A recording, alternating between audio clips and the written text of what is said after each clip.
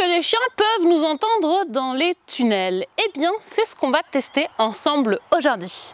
Mais avant d'aller plus loin, n'hésitez pas à vous abonner pour ne pas rater nos prochaines vidéos.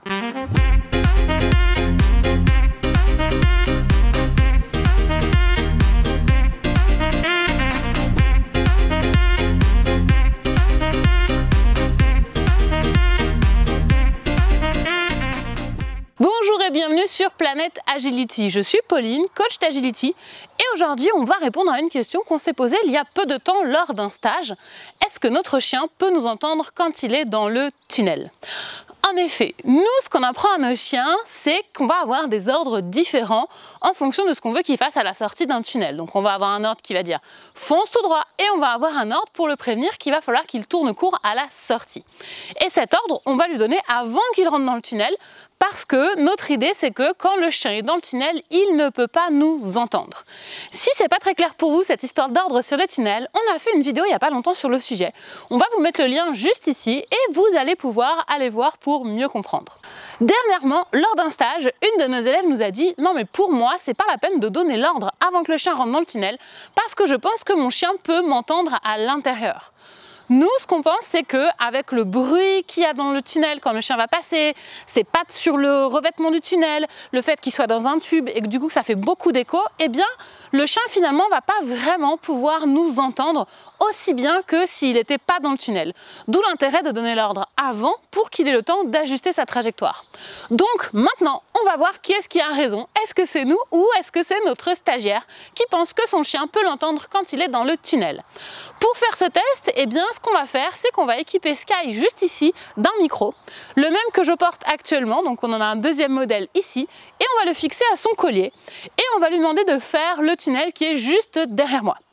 Pendant qu'il sera dans le tunnel, moi à mon micro, je vais pouvoir l'appeler. On fera aussi le test en tapant dans les mains, parce qu'il y a beaucoup de gens qui font ça aussi, qui vont taper dans les mains pour appeler le chien. Et on va voir si oui ou non, dans le tunnel, il est capable de nous entendre. La question, elle est importante parce que s'il peut vraiment nous entendre dedans, alors c'est ok de donner des ordres pendant qu'il est dans le tunnel. S'il ne peut pas, il faut vraiment que l'ordre soit donné avant. Donc ce que je vous propose, c'est qu'on teste ça tout de suite. Ok, donc le micro il est allumé, on va pouvoir l'accrocher au collier de Sky. Tu viens, mon chat? Ouais. Donc je vais essayer de mettre ça bien parce que c'est quand même un bon micro. Donc on va faire en sorte que ça ne tombe pas. Donc il y a une petite... Hop, languette, on va la mettre comme ça. Zou. Donc on a choisi de le faire avec Sky parce que c'est quand même un grand chien et ça va être moins gênant pour lui de le porter au collier et ça risque d'être un petit peu plus facile. Donc l'idée c'est qu'on va enregistrer à la fois mon micro, son micro et on va voir ce que moi j'entends et ce que lui il entend et est-ce que oui ou non ça fonctionne. Donc je vais lui faire le tunnel et pendant qu'il fait le tunnel, je vais l'appeler et on va voir s'il m'écoute à ce moment-là. Tunnel! Sky, Sky, Sky! Oui.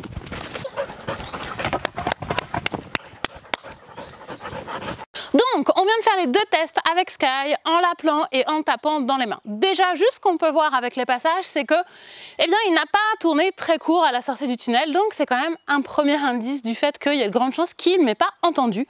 Mais malgré tout, on va tester ça maintenant, on va aller regarder les rushs, on va regarder surtout les pistes audio et on va voir ce que Sky a entendu pendant que lui, il était dans le tunnel, alors que moi, je m'escrimais à l'extérieur à l'appeler ou à taper dans mes mains.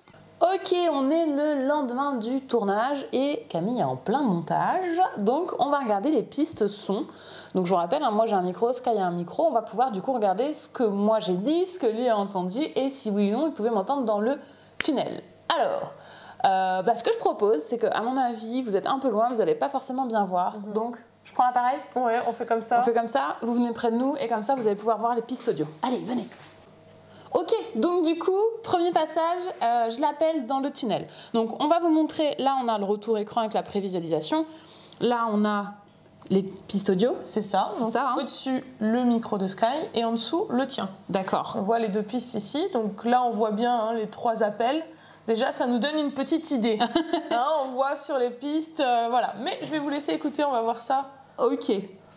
À l'écoute. C'est parti.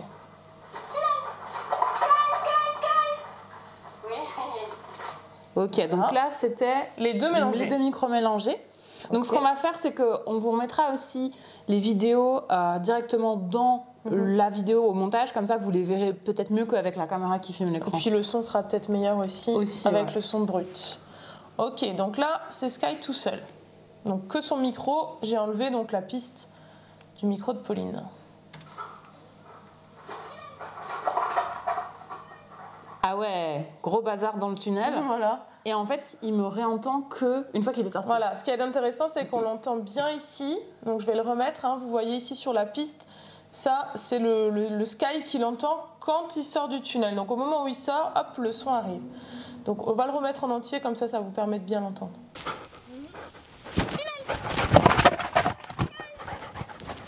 Ah oui, on entend vraiment juste le petit Sky. C'est ça, donc là, hop, à la fin, il sort au dernier moment. Et là on l'entend.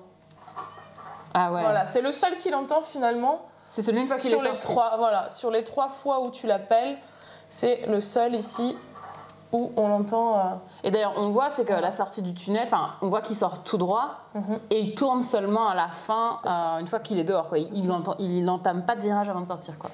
Ok. C'est ça. On voit aussi, oui, à son attitude, effectivement, qu'il a entendu que le dernier. Ok.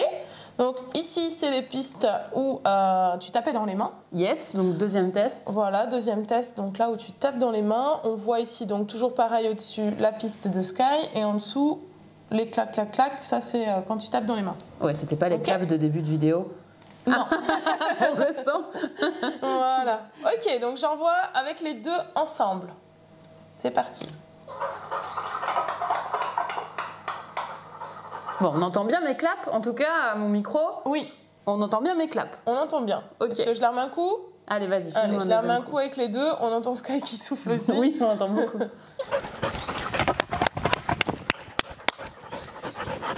Donc là, les deux mélangés. Cette fois, on va mettre que Sky. Donc ici, hop, c'est parti. Ah oui, on n'entend absolument rien. Tu peux remettre?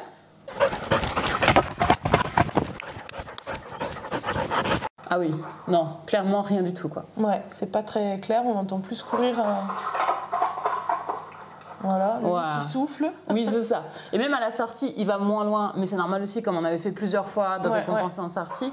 Mais on voit qu'il ne regarde pas tout de suite, il cherche un peu où je suis, ce qu'il faut faire et tout, donc c'était pas non plus hyper évident pour lui. C'est ça. Ok, intéressant. Bon, et ben je vais reposer la caméra, puis on va pouvoir en discuter un petit peu. Ok, donc... Conclusion de nos deux tests, et ben en fait il nous entend pas du tout quoi. Mais vraiment pas. Ouais, c'est vraiment flagrant quoi, on entend vraiment le bruit à l'entrée d'ailleurs, hein, comme il rentre comme ça à l'aveugle, on entend vraiment le bruit de ses griffes, son souffle, mais vraiment pas. Pas du tout. Par contre, dès qu'il sort du tunnel, là on entend bien. Il capte de nouveau ma voix ou les tapements dans les mains. Donc ça nous confirme quand même notre instinct qui était que le chien finalement il ne nous entend pas forcément dans les tunnels et que du coup c'est quand même important de lui donner les informations avant. Et là on l'a vu, c'est plus flagrant sur le premier passage, mais comme l'autre on en a fait aussi plusieurs, du coup il revenait vers moi parce qu'il était un petit peu habitué, mais le premier passage où je l'appelle c'est quand même assez flagrant. On voit il sort tout droit et il commence à tourner vraiment une seule fois qu'il est sorti du tunnel. Donc si on veut que notre chien il tourne court à la sortie du tunnel, il faut vraiment anticiper et lui donner l'ordre avant. Et en plus on était sur un tunnel droit. Et je pense que sur un tunnel en U, il y aurait moyen que ça fasse un petit peu plus de bruit. Oui, je pense, hein, parce qu'on entend bien là sur le démarrage du tunnel, quand il est en train de tourner, le bruit des griffes. Après, quand il se met à galoper dedans, on entend beaucoup moins. Mais sur un tunnel en U, où là, vraiment, il patinerait tout le long du tunnel, je pense que le bruit, ce serait encore plus amplifié, quoi. Ok, bon bah c'est cool, maintenant on va avoir un argument. Mais vraiment on va montrer la vidéo quand les gens me disent si le chien entend dans les tunnels, eh bien non. Le chien n'entend pas dans les tunnels, carrément on a testé. Bon après on sait que voilà, c'est forcément dépendant du matériel, malgré tout les micros qu'on porte, c'est quand même des micros de qualité, d'ailleurs c'est ceux qu'on a aussi en ce moment. Donc c'est quand même des micros de qualité, même si oui c'est pas parfait et on imagine que d'un point de vue technique peut-être qu'il pourrait y avoir des meilleures façons de faire la prise de son. Malgré tout, le fait qu'on l'entende quand même quand il sort des tunnels, on entend de nouveau ma voix, c'est bien qu'on capte quand même des sons qui sont assez proches de la réalité, puisque quand il est dedans, il n'y en a plus du tout, quoi. Bon, bah écoutez, voilà, c'était une petite vidéo super intéressante. Nous, ça nous a plu de la faire, c'était rigolo. C'était sympa. De faire des tests comme ça. Donc si jamais vous imaginez, je sais pas, faire d'autres tests de ce style-là, donc Voilà, c'était sur le son, mais ça peut être sur d'autres choses. Ça peut être intéressant. Dites-nous dans les commentaires si vous aimeriez qu'on fasse d'autres choses semblables et surtout si vous avez des idées à nous proposer de tests qu'on pourrait faire pour essayer un petit peu de casser des idées reçues ou des choses qu'on imagine, mais en fait on n'a jamais vraiment vérifié si c'est le cas ou pas. En tout cas, si vous voulez travailler pour apprendre à votre chien à tourner court à la sortie du tunnel, eh bien on a le programme qui s'appelle Tunnel Master, dans lequel on explique comment faire. Donc ça, c'est quelque chose, si vous voulez vous le travailler avec votre chien, je vous conseille d'aller faire un tour sur la page de présentation de la formation, parce que ça vous aidera justement à ne plus avoir votre chien qui fait demi-tour à la sortie du tunnel après avoir couru 3-4 mètres, mais plutôt qu'il va faire demi-tour immédiatement et vous allez du coup gagner du temps et éviter des éliminés. Donc voilà pour cette vidéo, j'espère qu'elle vous a plu. N'oubliez pas de vous abonner et puis on vous dit à très bientôt sur la planète Agility. Salut! À bientôt!